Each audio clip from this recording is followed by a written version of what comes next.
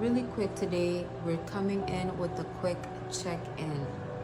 Let's check in on each other. How do you recognize when you are striving versus surrendering? What are some of the cues that you pick up in your own life? Please comment down below and let us know so that we can uplift one another. I believe that recognizing those cues are critical because it is what delivers us from falling into traps that lead to burnout as Christians or burnout as believers.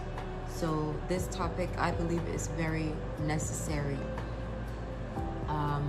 For me, I recognize that I am striving in my faith when it glorifies my flesh. And what do I mean by that? There can be a situation, and instead of pausing and being present enough to invite the Holy Spirit to take the lead, I rather step into thinking that I know better, right? Thinking that I have understanding of the situation. But I always love 1 Samuel chapter 2 verse 9 that talks about, by strength shall no man prevail. The truth of the matter is that we were never intended to make it without God. And the life that we live sometimes can make it so deceitful, because when we go in there with our abilities and our own human wisdom, our limited wisdom, sometimes we move in a particular way, we force things in such a way that we think we get the outcome that we want and that we desire. Sometimes the effects of those actions are not evident in the moment. It may take several years. It may take a few months. It can take weeks, or it can just take a certain amount of time. But in due season, we recognize that our effort, our labor truly was in vain. When we are surrendering, there is a rest. There is a rest in the moment, and sometimes that rest seems counterintuitive. Everyone expects you to run and you're walking. Somebody may expect you to be jumping, but you're being still. The ways of the Spirit are contrary to what seems right to the flesh. Remember that those two are always at war. There's a perpetual war that is going on. So when I know that I am surrendering, there's an ease. Let me just say that there's an ease and there is a rest, and there is a presence. There is a complete presence. When I can be present in the moment, I am slowing down enough to be able to welcome the Holy Spirit to come and take center stage.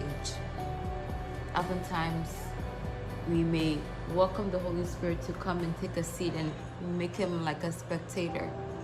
But when we yield and we surrender, we rather give him room to take the center stage, because it is he who gives us the strength. It is he who empowers us. When we try and move in our own abilities, there's that lack of ease and there's that lack of rest, because we are relying upon this futile thing, So as we continue on in this week, as we continue on, we're getting ready to be finished with the first quarter of 2026. Wow, time really does fly. This is the last month of the first quarter, yes, of 2026. So it is crucial that we make it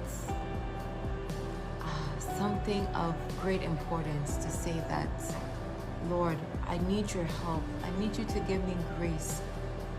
Give me the grace to slow down and to be conscious of your presence. I want to invite you to take full control of my life. I recognize that I am inadequate, that I am insufficient, and without you, I will make a grave and mighty error. So help me, Holy Spirit. And I believe that as we do this with a genuine heart, as we go through our days, our weeks, our months, our years, we will see that the Holy Spirit has wrought a mighty work in us and has done something completely beyond what we could have ever imagined or hoped for or dreamt of, and that is what He's able to do. So this week, I just want to encourage us to trust Him enough to give Him the space to do what He wants to do in our lives, so that our Master Jesus will be glorified, so that the will and the agenda of God, not only for our lives, but the lives of all those that He has brought in our own lives, would be mightily transformed, because He wants to conquer hearts, and the way that He does so is by His love. It is by His love that He redeems us, and that He causes His kingdom agenda to perpetuate. And so when we make ourselves vessels of His love, the result is magnificent. All right, so let's choose with intentionality to yield to the supply of the Spirit, so that we would live lives of surrendered faith, rather than lives of striving. God bless you.